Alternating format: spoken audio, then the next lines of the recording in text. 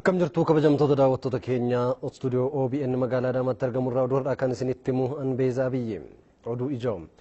Barreessaa olaanaan dhaabbata biyyoota gamtoomanii Antooniyoo Guuterees Afrikaa fi biyyoonni dhaabbata gamtoomanii ajandaa waliin irratti waliigaltee haaraa mallatteessine jedhan.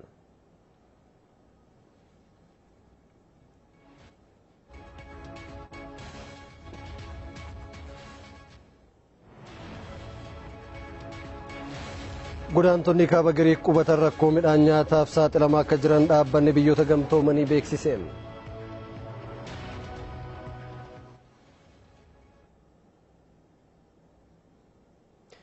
Kabajamtoota daawwattoota keenya bal'ina oduu keenya stuudiyoo keenya magaalaa Finfinneedhaa eegallaa gara sumattan isin deebisa ana wajjin booda wal agarra. Galatoon Biisa. Harka fuuni akka mul'atan kabajamtoota daawwattoota keenya stuudiyoo Finfinneerraa oduu isaa kanaaf jennee qabannee dhiyaanneerra aan Tiqishifarraati. Barreessaa olaanaan dhaabbata biyyoota gamtoomanii Antooniyoo Guuterees gamtaa Afrikaa fi dhaabbanni biyyoota gamtoomanii ajandaa waliin irratti waliigaltee haarawaa mallatteessina jedhan. Nageenya Afrikaa mirkaneessuufis tooftaalee haarawaa baasaa jirra jedhaniiru. Namoomsa Admaasuu gabaasa dabalataa qaba.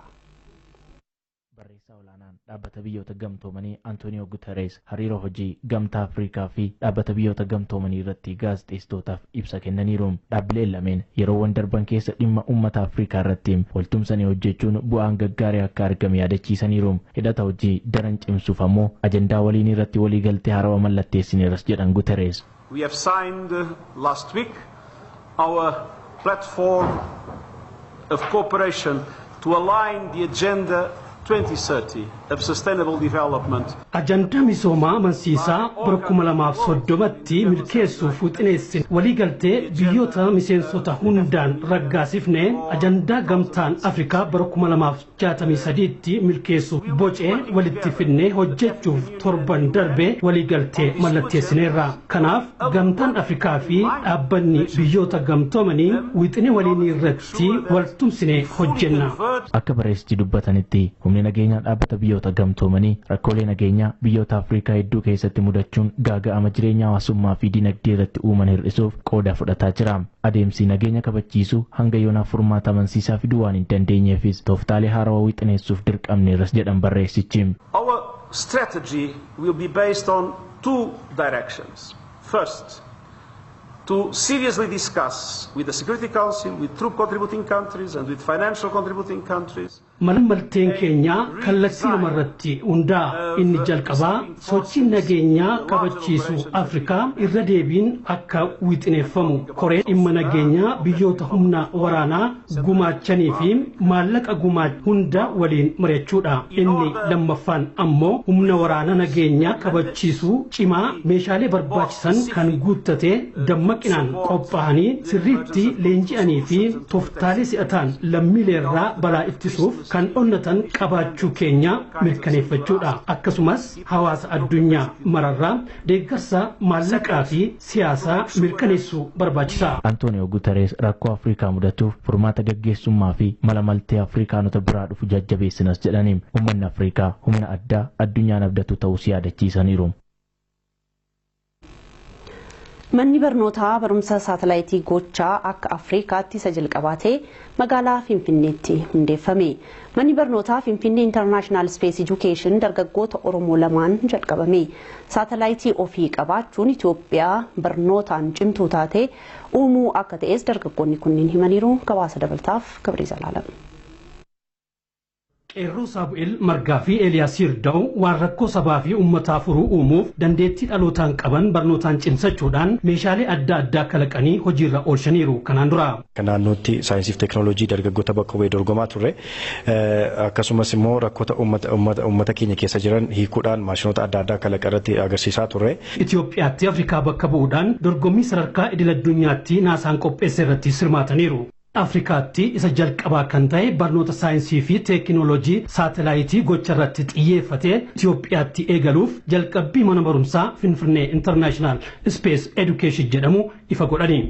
በዛ ውድድር ላይ ያው የተካሄደችው እኛ ትምህርት ቤታችንን ወክለን ፊንፊኔ ኢንተርናሽናል ስፔስ ኤጁኬሽን እና mana barumsaa keenya Finfinnee International Space Education bakka buunee dorgommii cimaa naasaan qopheesse irratti hirmaachuun kalaqni dhiyeessine fudhatama waan argateef dorgommii itti aanuuf Afrikaa bakka buunee akka irratti hirmaannuuf affeeramneerra. Hoogganaan ejensii misooma saayinsii fi teekinooloojii Oromiyaa Dr. Taayisaa Qabaam hundeeffamni mana barumsichaa saatalaayitii ofii qabaachuudhaan kalaqaan maqaa guddaa biyyattiin duraan qabdu deebisuuf bu'uura ta'uu himani.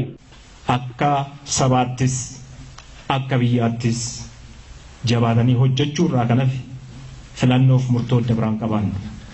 Kana keessatti ijoolleen kun cimina akkasii qabaatanii jabina akkasii qabaatanii ogummaa akkasii qabaatanii lammii keenyaaf dhaabbanne jedhanii dhufuun isaanii baay'ee nama gammachiisudha.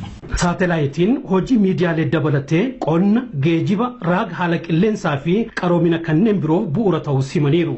Yuunivarsiitii Adaamaa Inistituutii Saayinsii fi Teekinooloojiitti gorsaan Piroofeesaraa Faayisaa Dabboom bu'uurri kalaqaa eegalame baasii kiraa saatalaayitii biyyattiirraa hambisaa jedhanii ooyiruu guddaa sabiirra jirurraa galiin argamus laayyoo akka hin taane dubbataniiru. Hoggaa tokkotti naannoo biliyoona 150 akka gahuutu irraa argama. Which is 5 times. Kanaaf faayidaan isaa guddaadha. Pirezidaantiin Waldaa Saayinsii fi Teekinooloojii Oromiyaa Piroofeesar Girmaa Gabra Sanbataa dikshiinarii saayinsii fi teekinooloojii afaan Oromootiin qopheessaa jirra jedhani. Giddu galeeyyii kalaqaa saayinsii fi teekinooloojii hundeessuuf hojjetamaa jiraachimaniiru. Akkasumas giddu galaa saayinsii fi teekinooloojii dandeettii dhalootaan argamuuf xiyyeeffannoon guddaan kennamuu dhageenyeerra. Dargaggoonni kalaqa garaagaraaf kaka'umsa qaban Saamu'eel Margaa fi Eeliyaas Irdaawutti makamuudhaan moodeloonni rokkeettii alaabaa Abbaa Gadaa Oromoo fi alaabaa Itoophiyaatiin kalaqaman argisiisaaf dhiyeeffamaniiru. Samii keessatti meeshaaleen hojii qo'annaa saatalaayitiif gargaaran saamuudhaan kalaqamuun eebbifamaniiru. Dargaggoonni kunneen meeshaalee kanneen irra deebi'anii cimsuudhaan Afrikaa bakka bu'uun NASA Rovers Challenge Itoophiyaa mata duree jedhuun dorgommii idil addunyaa irratti hirmaachuuf qophaa'aa jiru. Waltajjii galma giddugala aadaa Oromootti qopheeffame irratti mana barumsichaa jajjabeessuuf birriin 45,000 ol arjoomameera. Warraaqsi diinagdee Oromoo dammaqina cimaa akka uume ogeeyyiin diinagdee himan. Diinagdee cimaa ijaaruuf Oromoonni carraa bal'aa qabus jedhameera. Gabaasa dabalataaf Abrahaam Birroo. Xiyye miilanaa OBN waliin kan mari'atan ogeeyyiin garaagaraa diinagdeen hawaasa tokkoof murteessummaa jabaa akka qabu himanii jiru. Obbo Waaqjiraa Gadaa ogeessa diinagdeeti. Diinagdeen saba tokkoo fi wiirtuu jireenyaa yookaan utubaa jireenyaa. Dubree Ayyittii Tuulaa ogeettii faayinaansiiti. Sirna kapitaalizimii keessatti immoo diinagdeen madda aangoo sirriiti. Diinagdee dhangaaf cimte waan hundaan cimuu dandeessaa jechuudha. Obbo Lammii Tuujoo ogeessa seeraati. Galmi mootummaa addunyaa kana galmi dhala namaa tokko tokkoon gaafa laalta jechuudha. Maatii irraa kaastee guyyaa dhalatu irraa kaastee galmi namaa ani qarshii akkasii jireenya akkasiin jiraadhaaf. Dadammaqiinsi diinagdee akkamiin akka uumamu irrattis yaadi ogeeyyii kanneenii kunooti. Hawaasni hundumtuu dhimma kana quba qabaachuu qaba sadarkaa gadaanatirraa. Sadarkaa gadaanatirraa quba akkamiin qaba? Kallattii lamaan tokko istiraateejii jalanaa gara oliitti deemu yookaan nama dhuunfatirraa gara hawaasaa deemudha. Inni biraa immoo hawaasa mass mobilization akka waliigalaatti hawaasa guutuu sochoosanii gara faayidaa nama dhuunfaatti deemuun jira. Rakkootu dadammaqiinsaaf sababa ta'a. Inni jalqaba rakkoodha jechuudha. Saba keenya ijoo qabsiifne manni keenya rakkateera maaliif mana galmaan qabu keessumaa hariiroon Oromoof magaalaa wajjin qabu gaafa laalle. Warraaqsi diinagdee Oromoo jalqabames dadammaqina cimaa akka fide himaniiru. Nuti kanaan dura dhuunfaadhaan jala kaasnee hojjechaa turre dhimma kanarratti. Dhaabbilee garaagaraa hundeessuu kan akka Ishoofaa maayikiroofaayinaansii shaggaffaa hundeessuutti baay'ee dhama'aa ture. Amma garuu akka hawaasaatti wanni mootummaan naannoo Oromiyaa jalqabe kun diinagdee irratti dadammaqiinsa uumeera. Hojiiwwan biizinasii ijoo ta'an biyyattii keessatti kan eegalan Oromoota kan jedhan ogeeyyiin dhiibbaa tureen waa hedduu dhabaa akka dhufe himan. Sirna kana keessatti abjuu biizinasii jalqaba kan abjoote Oromoodha. Akka fakkeenyaatti hojii kaasuu barbaade Awaash gaafa hundaa'u በሴንትራል ባንክ kan jennu kun jechuudha. Baankii biyyoolessaa jechuudha. Baankiin dhuunfaa akka hundaa'u seera qaba maree qajeelfamni illee turre. Qajeelfama sana illee hojjetee kan itti kenne kan ittiin baankileen hedduun biyya kana keessatti argattu kan hundaa'an Oromoodha. garuu maaltu hin jiru sirni isaaf mijaata hin jiru jechuudha. Akkaataatti diinshoon kufee hundi keenya wanta beeknudha jechuudha. Fuulduraaf Oromoon hawaasa dinagdee cimaa ta'e itti fufuuf carraa bal'aa akka qabus himanii jiru. Capital level land entrepreneur waan jennu sana hundumaa qabna jedheetan fudhaan. Tarii yeroo tokko kaapitaala qabaachuu dhabuun keenya mamii ta'uu danda'a. Yoo ijaaramne bifa amma jennu kanaan yoo ijaaramne yoo waliin hojjenne kaapitaalas qaba. Har'a uummanni keenya birrii takka walitti buusee dhaabbata miliyoona dhaabbata guddaa tokko ijaaruu danda'a. Carraan Oromoon qabu inni guddaan namadha. Nama baay'ee qabna. Gamoo magaalaa Finfinnee keessatti gamoo magaalaa gurguddaatti agartu kan ijaaraman saamunaa qotee bulaan Oromoo baadiyyaa irratti bitu. Biiraa qotee bulaan Oromoos ta'e hojjetaan Oromoo kan jennu kun dhugu. Uffata inni uffatu. Walumaa galatti waan inni fayyadamuun gamoo magaalaa kana keessatti ijaarama jechuudha. Qabeenya uumaas baay'ee qabna. Namas qabna. Amma immoo sirnas horachaa jirra. Egaan kabajamtoota daawwattoota keenya oduun istuudiyoo Finfinneetii qabanii dhiyaannee kanumaa gara beezaatti isin deebisa turtii gaarii. Tigistiin guddaa galateeffachaa oduuwwan bara jiran itti fufaa. Carraa hojii bal'aa dargaggootaaf uumuuf seektaroonni qooda fudhattootaa qindoominaan hojjechuu akka qaban sadarkaa pireezidentiitti aanaatti hoogganaan biiroo magaalaa fi misooma manneen Oromiyaa obbo Abdullaaziz Mahammad waamicha dhiyeessan. Leenjiin qooda fudhattootaaf magaalaa Adaamaatti kennamaa ture xumurameera. Tamasgan Mulaatuu bal'ina isaa akka ta'anutti qopheesseera. Leenjii fi gamaagamni raawwii ji'oottan jaha eejensii carraa hojii uumuu fi wabii nyaata magaalota Oromiyaa caasaalee eejensichaa hundaaf magaalaa Adaamaatti kennamaa ture xumurame. Rakkoolee seektaricha keessatti gama maraan mul'atan furuun hojiin jajjabeessaa wiirtuulee tokko biratti mul'ates bakkeen biroottis babal'achuu akka qabu dhaamame. Sadarkaa pireezidentiitti aanaatti hoogganaan biiroo misooma magaalaa fi manneen Oromiyaa obbo Abdulaziz Mahammad caasaalee eejensichaa fi qooda fudhattoonni qindoominaan dargaggootaaf carraa hojii bal'aa uumuu qabu jedhan. Hojiin kun hojii seektara tokko duwwaadhaan hojjetamuu miti. Hojii qindoomina cimaa gaafatudha. Hojii xiyyeeffannaa guddaa barbaadu halkanii guyyaa fiiguudhaan qindoomina cimaa uumuudhaan hojii hojjetamuu qabudha. Hojii kana keessatti qooda fudhattoota baay'eedha kan jiran. Qooda fudhattoonni kun sadarkaadhaan naannoorraa kaasee akkaataa barbaadamu saniin walitti dhufanii hundumtuu gahee isaa fudhachaa gahee waliiniitis qooddatanii hojjechuudha kan gaafatu. Kana malees dargaggoonni hojii jalqabuuf maallaqa liqiidhaan fudhatan sirnaan itti fayyadamuudhaan deebisuun dargaggoota biroofis akka carraa hojii uumuu taasisuu keessatti qooda isaanii akka bahanis himan. Daayirektarri olaanaa eejensii carraa hojii uumuu fi wabii nyaata magaalota Oromiyaa obbo Awwaloo Abdii gama isaaniitiin caasaaleen eejensichaa beekumsaa fi ogummaa leenjii kanarraa argatan qindeessuun karoora bara kanaaf qabame galmaan ga'uu keessatti hojii isaanirraa eegamu ba'uu qabu jedhan. Namoonni waltajjii kana irratti hirmaatan tokkos leenjichi hojii isaanii gara fuulduraatti qulqullinaan akka hojjetaniif kan isaan gargaaru ta'uu himan. Muuxannoo argadhe sana keessattuu ilaalcha dargaggeessa aanaa keenya keessa jiru jijjiirreetiniin wanta salphaarraa wanta guddaa hojjechuu akka danda'amu bareen jira. Carraa hojii dargaggootaaf uumuutiin kutannoon naannoo Oromiyaa keessa jiru fakkeenya ta'uu ejensiin carraa hojii uumuu fi wabii nyaataa magaalota federaalaa beeksise. Ejensichi raawwii hojii ji'a jaha magaalaa Adaamaatti qorateera. Ammallee Tamasgan Mulaatuu bal'ina isaa akka ta'anutti qopheesseera. Gabaasni raawwii hojii waltajjii kana irratti dhiyaate akka mul'isutti ji'oottan ja'an darban keessatti seektara qindaa'oo manufaaktiriingii ijaarsa qonna magaalaa tajaajilaaf daldala irratti namoota 592,700 olii fi carraan hojii uumuuf karoorfame namoota 400,000 fi 72 oliif carraan hojii uumameera. Kana keessaas harki 61 dhaabbiidhaan harki 39 ammoo carraa hojii yeroodhaan argataniiru. Gama wabii nyaataa magaalota keessatti mirkaneessuun hojiin magaalota gurguddoo biyyattii keessatti hojjetames haala jajjabeessaarra jira. Gama kanaanis hojiin naannoo Oromiyaa keessumattuu magaalaa Adamaa keessatti hojjetamaa jiru akka biyyaatti sadarkaa olaanaarra akka jiru Daayirektarri olaanaa eejensii carraa hojii uumuu fi wabii nyaata magaalota federaalaa obbo Zannaba Kumoo himaniiru. Kana malees kutannoon hooggantoota naannoo Oromiyaa dargaggootaaf carraa hojii uumuudhaaf mul'ate fakkeenyummaa qabas jedhaniiru. ባለሀብቶቹ ተሸጋግረው naannoo Oromiyaa keessatti abbootiin qabeenyaa lafa qabatanii taa'aa turan hedduutu turan. Hooggantoonni naannoo Oromiyaa kutannoo agarsiisaniin yoo xiqqaate dargaggootni hedduun ijaaramanii akka hojiitti galan taasisuun danda'ameera. Waltajjii kana irratti kan argaman deetaa ministeera misooma magaalaa fi manneenii aadde Hiruut Biraasaa raawwiin seektarichaa yeroo wal fakkaataa kan bara darbee wajjin yeroo wal bira qabamu harka 13 caalmaa qaba jedhan. Hojii dhabaa kan ta'an dargaggooti keenya baay'inaan yuunivarsiitii keessaas kan ba'aniif kallattii garaagaraan kan jiran kan qulqullina bal'inaan galmeessuurraa qabee adda baasanii calaluudhaan leenjii barbaachisaa ta'es kennuufiidhaa fi haal dureedhaaf qophii barbaachisu hunda taasisuudhaan hojiin gama kanaan hojjetame yeroo kamirrayyuu fooyyee kan qabu ta'uu isaati kan ilaalle akkasumas carraan hojii akka argamu taasisuu wajjiniinis seektara dhuunfaadhaa fi seektara qindaatiin hojiin gaarii kallattii garaagaraa raawwatamaa ture jira. Malaamaltummaa dhaloota irratti miidhaa guddaa geessisu irratti uummati Oromoo qabsaa'uu akka qabu Koomishiniin Naamusaa fi Farra Malaamaltummaa Oromiyaa waamicha dhiyeesse. Guyyaan Farra Malaamaltummaa Addunyaa naannoo Oromiyaatti yeroo 12ffaaf kabajameera. Habtaamuu Saamu'eel dabalata qaba. Uummata keenya nagaa hojjennu nu haa godhu. Gadaatti nu haa bulchu, gadadoo nu haa lagu, gadaan roobaa nagaa, biitti kuufaa gabbinu. Guyyaan farra malaamaltummaa addunyaa yeroo 12ffaa sadarkaa Itoophiyaatti yeroo 13ffaa akkasumas naannoo Oromiyaatti ammoo yeroo 12ffaaf dhaadannoo malaamaltummaa fi hojumaata badaa ittisuun misooma naannoo keenya itti hafuufsiisnu jedhuun magaalaa Adaamaatti kabajame.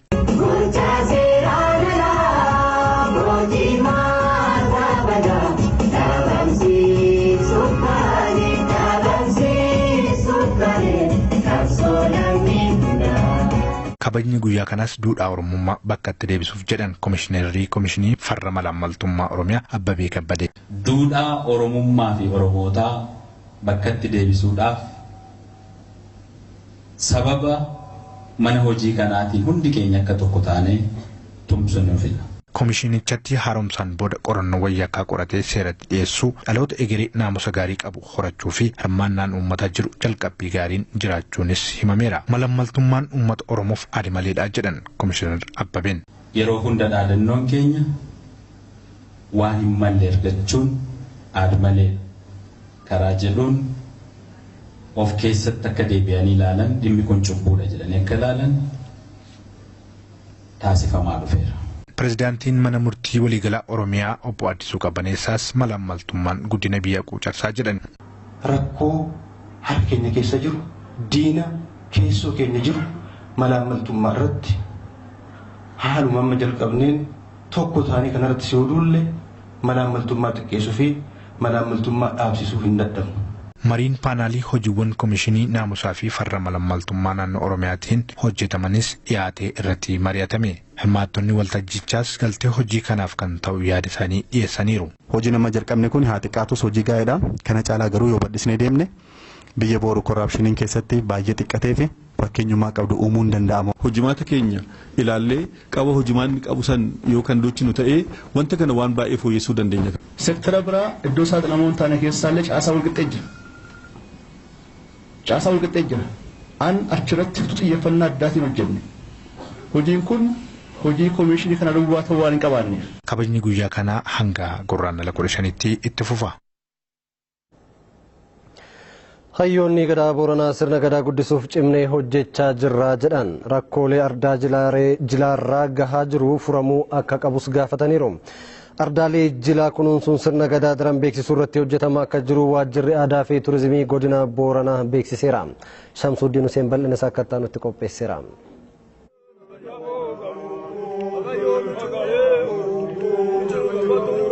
Sirni gadaa Booranaa akaakilee fi abaabilee Oromoon kalaqame har'as irree ta'e itti fufaa jira. Tibba kanas aanaa areeroo ardaa jilaa badhaasatti jilli dhibaayyuu abbootii gadaa fi hayyoota gadaan jilatame. Hayyoonni gadaa warra muuxannoo aangoo olaanaa qabanii fi uummata bulchanidha. Hayyootni jila dhibaayyuu irratti arginee dubbisnes rakkoo hamtuun feete sirna gadaa adda kutuu hin dandeessu jedhu. Hin dadhaban, aduudhaan hin dhaban, maganuudhaan hin dhaban, bokkaadhaan hin dhaban.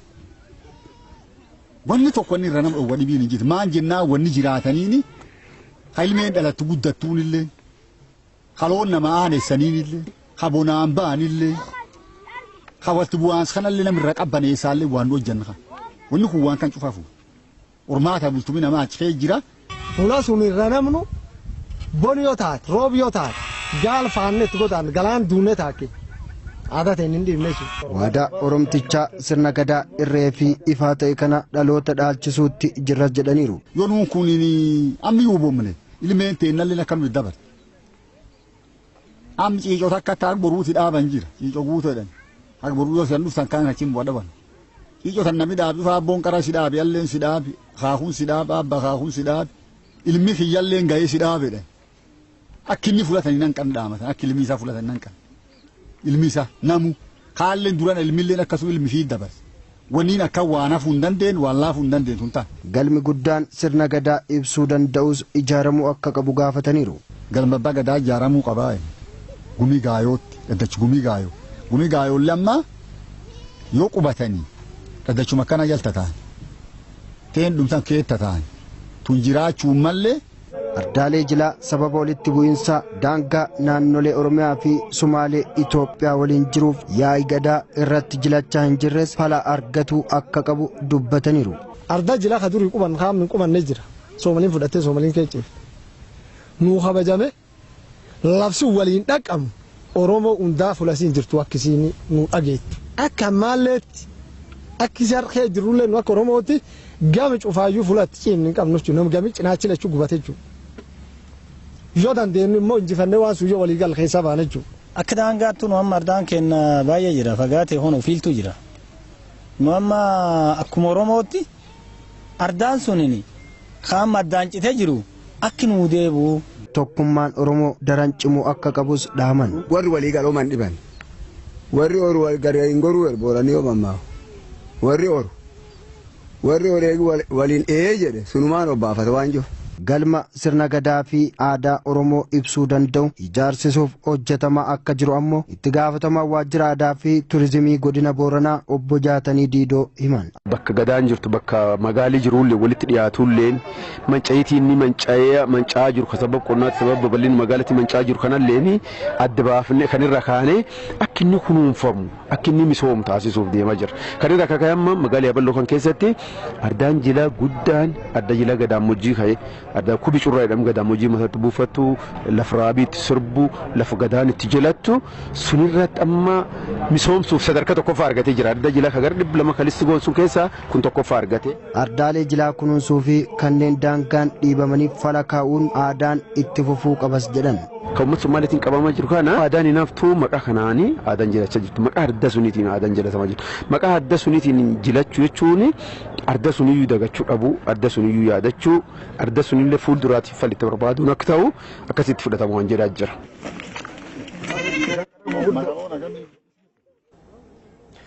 Rakkoo daandii magaalaa Adaamaa furuuf hojjechaa jira jedhe bulchiinsi magaalaa Adaamaa. Magaalichatti daandiin cirracha sadarkaa isaa eeggate birrii miiliyoona 100 fi miiliyoona 18 hojjetamaa jira jedhameera. Fayyiraa Fufaa bal'ina duukaan akka itti qopheesseera. Magaalaan Adaamaa giddugala daldalaa fi konfiraansiiwwanii ta'uu isheerraan kan ka'e guyyaatti imaltoonni 40,000 ol ta'an magaalatti galanii kan ba'an ta'utu himama. Kun ammoo dhiphinni tiraafikaa akka uumamu godheera. Dhiphinni daandii magaalaa Adaamaa yeroo asaanaa kana keessatti baay'ina konkolaataa wajjin wal madaaluu hin dandeenye. Keessattuu amma ganamaaf galgala irratti konkolaattonni gurguddoon meeshaa Jibuuti irraa fidanii fi fuudhuuf deeman karaa akka malee dhiphisan. Baajaajillee waan jiruuf taaksileen baay'inni uummatallee akkuma san wal simachuu dadhabe. Ganamaa fi galgala amma karatti socho'uu qabu. Uummanni dhaabbachaa jira waan ta'eef karaa haaraa warraan gaafa dhufu hundi isaa asitti jechaa waan ta'eef amma makiinonni akkanaa kun fakkeenyaaf daandii cufeebba lamaan tokko sadeen tokko yoo daandii kana gale makiinaan sochiin hin dhaabbate jecha. Bulchiinsi magaalaa Adaamaa dhiphina daandii kanaa furuudhaaf gaara guddaa kanarratti baajata birrii miiliyoona 100 fi miiliyoona 18 oliin hojjechiisaatii jira.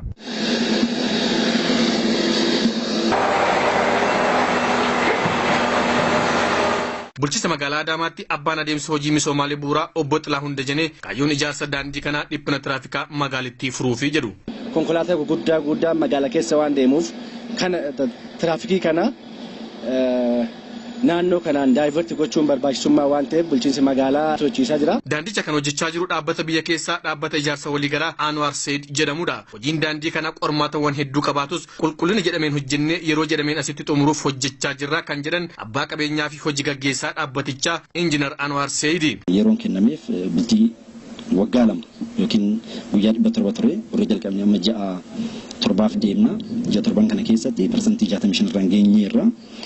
Quality eegameen yeroo itti tilmaamni qabeen duratti fin'ee haala gaariin tajaajila uummata keenyatiif hin geessifne hin qaqqabsine jennee yaadaatti dalagaas jirra jechaadha.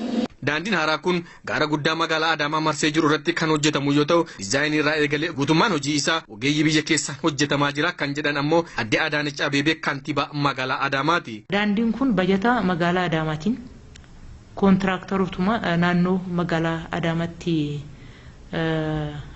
hojjechaa turani mo'atamee too hojjetamaa kan jirudha. Kun hiikaa guddaa qaba. Tokkoffaa hiikaa guddaa qaba waggaa jennu sadarkaadhuma magaalaa Adaamaatti daandii akkanaa hojjisiisuu danda'uun humni raawwachiisummaa magaalichaa dabalaa dhufuusaa bajataanis ogeessaanis ogummaadhaanis dabalaa dhufuusaa kan agarsiisudha. Daandiin kun yeroo hojjetamee xumuramutti al tokkotti konkolaataawwan ja'a wal bira dabarsuu kan danda'u ta'uun isaa ammoo daandilee biroo magaalichaa irraa adda isa godhaa jedhan adde Adaanech. Kanarratti amma daandiin kun waggaa hojiirra oolu tokko laayinii lamaanuu yookaan immoo sarara lamaanuu yeroo tokkotti konkolaataa ja'a keessummeessuu danda'a. Kallattiidhaan achiin bahuun hin danda'ama. Kallattii gara jahaatiin daandii sanitti immoo bahuun hin danda'ama magaalaa keessa. Kallattii gara jahaatiin daandii sanitti bahuun hin danda'ama. Daandii sanitti link roodii gara jahaa taa'u kan daandii san wajjin wal qunnamsiisu magaalaa keessa bahuu hin qaba jechuudha. Kanaafuu dhiphina tiraafikaa gidduu magaalaa jiru hin hiikaa kun immoo hawaasummaa irratti gahee guddaa taphata. Hawaasni magaalaa Ciroo Oromoota qeerraa buqqaaniif birrii miliyoona 2,100 walitti buusuun galii gochuusaa miseensi koree deeggarsa lammiiwwan kana kan magaalaa Ciroo beeksiseera. Muhammad Usmaan dabalata qaba.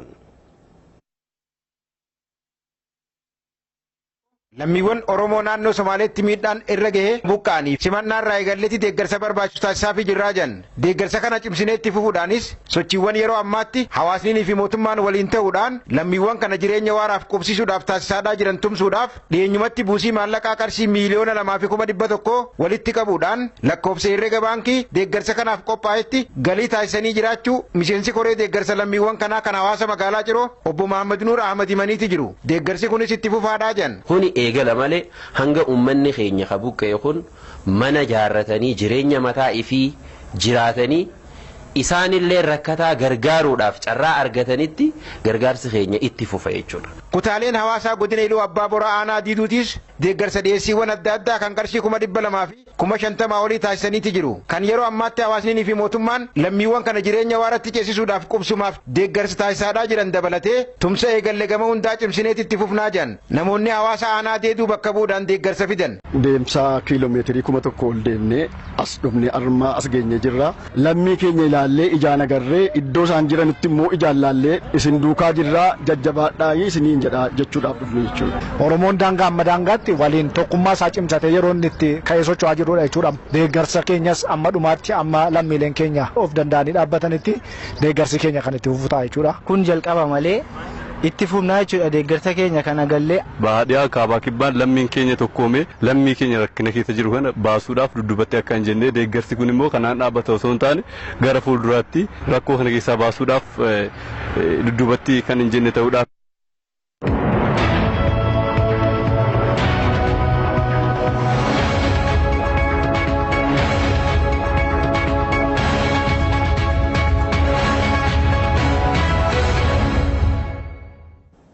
Oduu biyya alaa keessaa godaantonni kaaba Giriik qubatan rakkoo midhaan nyaataa fi dahoodhaaf saaxilamanii akka jiran dhaabbanni biyyoota gamtoomanii beeksise. Gabaasota maddeen garagaraaf yeroon toleera. Lammiileen addunyaa sababoota garaagaraatiin gara Awurooppaatti godaanan hedduun isaanii Giriik keessatti argamu. Keessumaa rakkoon tasgabbii baha giddu galeessaatti uumameen lammiileen Iraaqii fi Siiriyaa miliyoona 4 ol ta'an Giriikiin da'oo godhatanii jiru. Rakkoon dinagdee Giriikiin rukute immoo bulchiinsa godaantotaas hammeesseera. Akka dhaabbanni biyyoota gamtoomanii beeksisetti kufaatiin dinagdee Giriikiin mudate godaantota da'oo dhabanii rakkatanis miidhaa jira. Godaantonni baha giddu galeessaa kaaba Giriikiin qubatan 100,000 lakkaa'aman iddoo bulan mitiitiin midhaan nyaataayyuu dhabaniiru. Daangaa Giriik laafaa ta'uun isaa immoo lammiilee Awurooppaa tasgabbii qaban illee Giriikiin dhufanii biyyoota birootti akka qaxxaamuran mijeesseera. Lammiileen Iraaqii fi Sooriyaa 100,000 lakkaa'aman hanqina midhaan nyaataatiin kan ka'e rakkoo fayyaaf saaxilamaa jiru. Giriik lammiileen isheeyyuu hojii dhabdummaan rakkataa jiru. Kanaaf immoo uummanni addunyaaf biyyoonni gameeyyiin maallaqa qaban lubbuu lammiilee Giriikitti daatanii jiranii akka baraaran dhaabbanni biyyoota gamtoomanii waamicha dhiyeesseera. Lammiilee kanaaf deeggarsi nyaataa fi da'oo yeroo dhiyootti hin qaqqabu taanaanis miidhaan dhufu cimaa akka ta'u ta'us akeekkachiiseera. Warreen badhaadhina barbaadanis ta'e rakkatanii yeroodhaaf Giriikiin da'oo godhachuu barbaadanis gocha isaaniirraa akka of qusatan dhaabbanni biyyoota gamtoomanii waamicha dhiyeesseera. Oduu xumurreeraan daawwachuu keessaniif galata argadhaa. Qophiilee keenyatti fufan waliin nagaan tura.